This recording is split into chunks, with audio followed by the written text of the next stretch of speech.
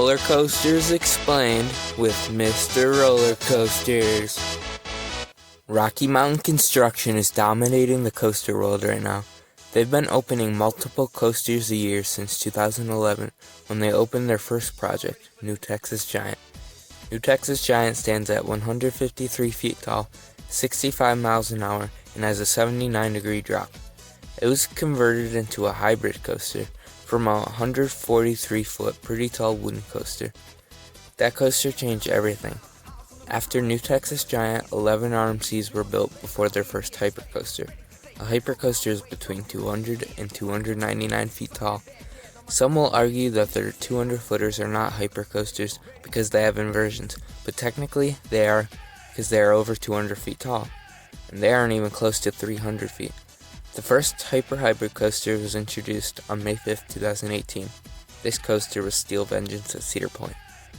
Oftentimes, new models or taller rides tend to have maintenance issues, but Steel Vengeance didn't have any maintenance problems.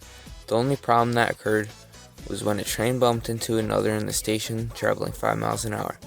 I think Digger ran into Chess, but don't quote me on that. But the long-lasting question is, did Chess consent? We may never know. But on a more serious note, this ride is a monster. It was the tallest coaster ever with a wooden structure, and it was the only hybrid to open in 2018. Enthusiasts went crazy over it, including me, and we questioned, when will this ride be beat? Then 2019 came along. Now's where things get spicy. Another contender for the world's best coaster is Zadra at Energylandia. This target is Steel Vengeance for sure. It's only 1 foot taller at 206 feet, and it's over a mile an hour faster. Now, in 2020, Gwazi is set to be the third hybrid to open. This ride targeted both coasters by being barely faster, and it's 1 degree steeper than the other two hypers, making it beyond vertical. It will be 3 straight years with the hybrid coaster. It would be pretty awesome if we got one every year. Who knows, maybe we will. Now let's get into some comparisons. So the 3 hybrids are Steel Vengeance, Zadra, and Gwazi. Steel Vengeance stands at 205 feet tall.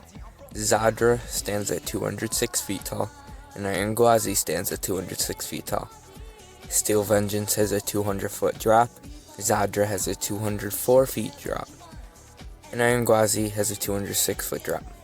Steel Vengeance has a 90-degree angle, Zadra has a 90-degree angle, and Gwazi has a 91-degree angle. Steel Vengeance has a 74 mile an hour speed. Zadra is 75.2 miles an hour, and Gwazi is 76 miles an hour. From drop to brakes, Steel Vengeance is 1 minute and 19 seconds long. Zadra is 46 seconds long. And Gwazi, the POV, hasn't been shown yet, so I don't have the exact number, but I know it'll be around 50 miles, or not 50 miles an hour. It'll be around 50 seconds. I think I should get my opinion out of the way real quick. I think Steel Vengeance is probably barely better.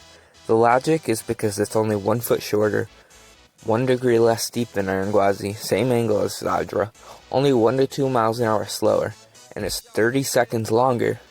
To me, this is a quality versus quantity argument, and quality would be better in a lot of cases, but Steel Vengeance is so much longer than the other two that I can't even choose quality.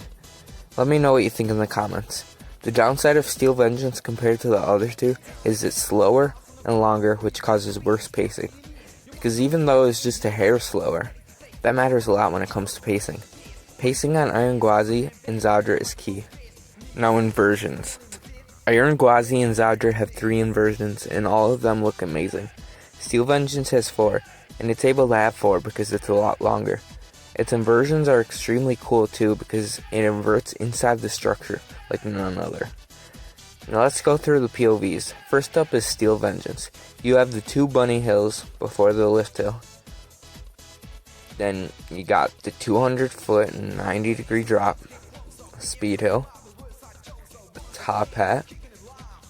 Then you got an outward bank turn, speed hill, 0G roll, a weird turn into 0G stall, a speed hill, an awesome ejector hill with a sharp pop into the mid-course brake run, which doesn't slow you down too much, even with trims. And then you go into a great drop, a double down, an awesome off-axis hill, a wave turn, a 0G roll, 2 airtime hills, a wave turn, another 0G roll, another wave turn, and 6 airtime hills for the finale. This has the most airtime out of any coaster in the world, which also makes it longer. In total, it has 29 elements. Next up is Zadra's POV. First is the 2 under 4 90-degree drop. Then you go into a speed hill. You turn into a weird hill. Then you turn into an awesome looking 0G stall. Into an outward wave turn. Then you go into a sustained ejector airtime hill and into a 0G roll. You go through a double down.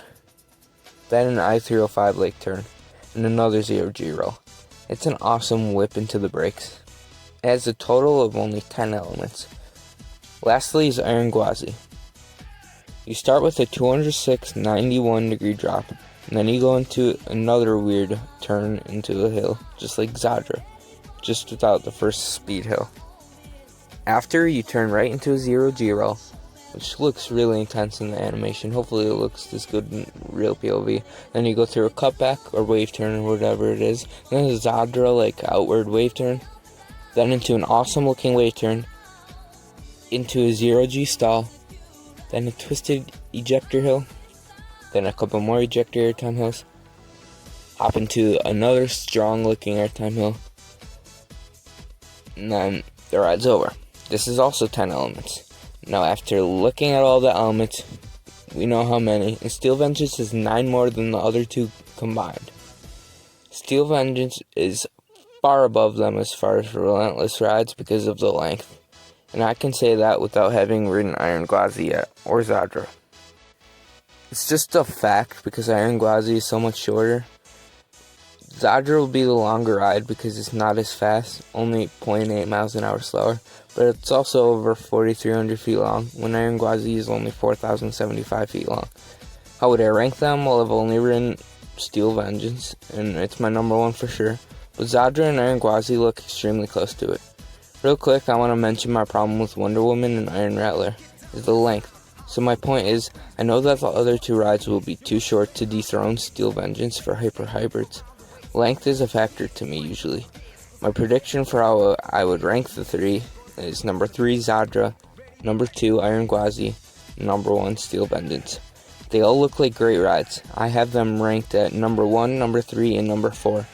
For my predictions of coasters in the world, which means I think hyper hybrids are the best types of coasters in the world. We have Intamin Bliss coasters, whose trio is Maverick, Red Player, and Taiga. RMC toppers with Lightning Rod, Wildfire, and Outlaw Run, and Intamin prefabs with El Toro, T-Express, and Colossus. But the trio of Rocky Mountain Construction hyper hybrids is the best, period. There are going to be more coming to us, and that's an exciting thought. All of them are world class, and RMC's top 3 coasters are debatably hypers. Hakuge and Lightning Rod look very close, extremely close, but if you look at these 3 coasters, they're in another league pretty much. Most of you can't argue that these 3 are legends. I want to hear from you. Have you ridden any RMC hyper hybrids before? Which one looks best? Do you have plans on riding Iron Gwazi in its beautiful purple track soon? Let me know. Thank you for watching. Like, comment, subscribe, and I'll see you later.